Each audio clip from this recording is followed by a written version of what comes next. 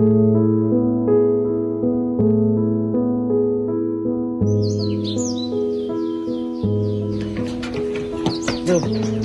tidak kok telat begini.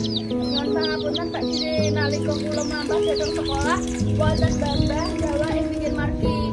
Kula lan El nulungi rumiyin. Nulungi kuwi aja tidak sing nyampe sampai ngono.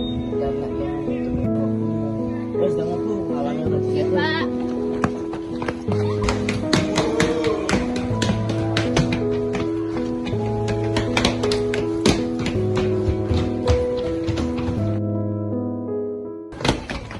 Bu, lho, ngapa jangan telat nyampe kok sih?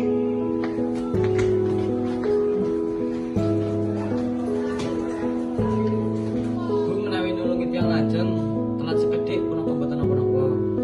Ora apa-apa El, sing penting jujur lan niate becik. Nanging ya kudu disiplin lan tanggung jawab karo peraturane sekolah. Ya wis kono lek ndang munggo sing.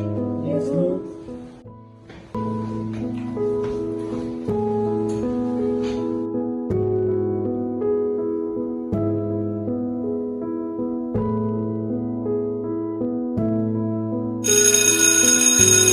Jalur istirahat, ya wis kono istirahat sik ya, Cah.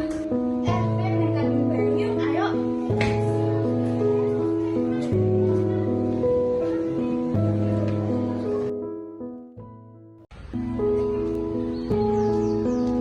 Pak Diri.